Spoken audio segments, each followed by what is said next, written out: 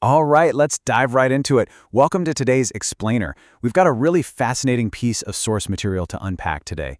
It's a classic folktale that acts as this absolutely brilliant lens to look at human nature, workplace sycophancy, and that ever-present danger of groupthink. We're calling it The Case of the King and the Eggplant. And honestly, it's kind of mind-blowing how a simple, ancient story about a vegetable, literally an eggplant, can reveal so much about how we operate in groups even today. But hey, before we get completely lost in the palace intrigue, I actually want to ask you a quick question. Do you always agree with powerful people? Seriously, think about your own life for a second. Maybe your workplace, or even just your friend group. Is there this, tendency to become a bit of a yes man around authority figures?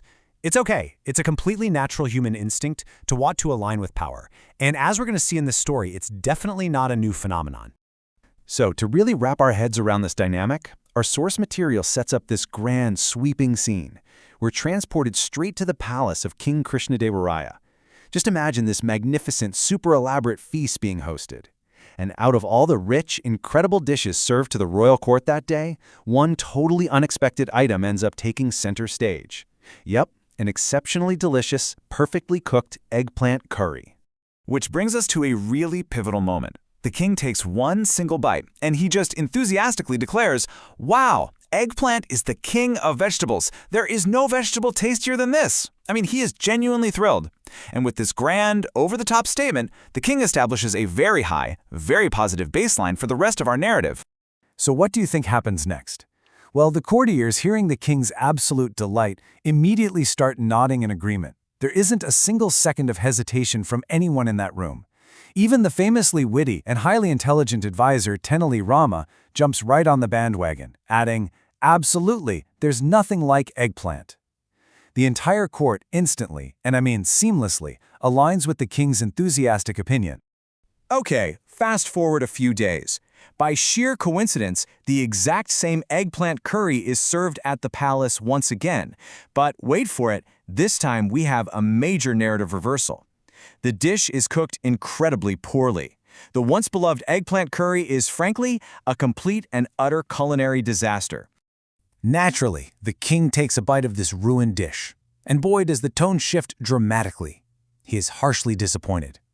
In this sudden flash of anger, he shouts out, "This eggplant is a completely useless vegetable. It has no value."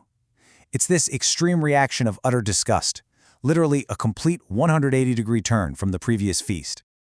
And honestly, this brilliantly illustrates the sheer absurdity of this situation. Just a few days ago, the eggplant was universally praised as the king of vegetables, right? And today, it's entirely dismissed as a completely useless vegetable. The king's opinions have shifted drastically, swinging wildly from one extreme to the exact opposite, all over a simple plate of food. So, how does the court react this second time around? Take a guess.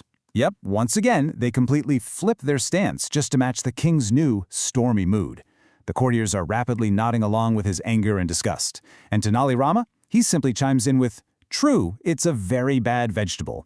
It is just a classic textbook demonstration of herd mentality playing out in real time right in front of us." But here's the thing. King Krishnadevaraya is highly observant. He absolutely catches on to this. He notices the blatant hypocrisy unfolding right in front of him.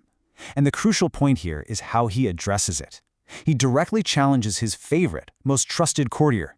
He says, "Tenali Rama, you praised it days ago. Now you criticize it? What is your actual opinion?" Wow, you can practically feel the narrative tension in the room just skyrocket. The king has officially called him out. Tenali Rama, however, is totally unfazed. He smiles this knowing, wry smile, pauses for just a second, and then delivers this absolute masterclass of a response. He says, "I am your servant, not the eggplants. My loyalty is to you." I mean, what a brilliant, humorous defense. He completely deflects the king's challenge, while at the same time openly acknowledging exactly what he's doing. He is agreeing with the power, not the vegetable. You can just imagine the heavy, awkward silence that immediately follows that bold statement. The text tells us the king falls silent for a moment, clearly taking in what was just said. And then, he bursts into loud laughter. The entire court just erupts in laughter right along with him. This huge wave of immediate comedic relief washes over the room. The king realizes he has been entirely outsmarted by a joke, but, it's a joke that carries a very deep, undeniable meaning. So, Let's take a step back for a second and analyze what's actually happening here.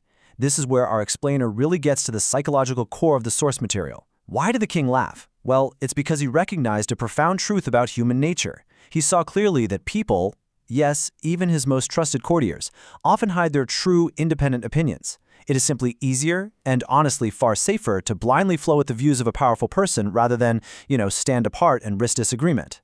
Which leads us directly to the absolute core moral derived from our text: independent thinking. What does that actually mean? It means maintaining your own thoughts and understanding, rather than being blindly influenced by the words of others. The story is practically begging us to keep our own perspective, to hold on to our own reality instead of just nodding along with whoever happens to be the loudest or most powerful voice in the room. And that leaves us with a really important question to ponder. It's a bit of ancient humor applied directly to our modern lives and our own modern workplace dynamics. Are you an independent thinker, or are you just the eggplant servant? Seriously, take a hard moment to think about that the next time you find yourself automatically nodding along in a meeting. Thank you so much for joining me for this explainer. And remember, always think for yourself.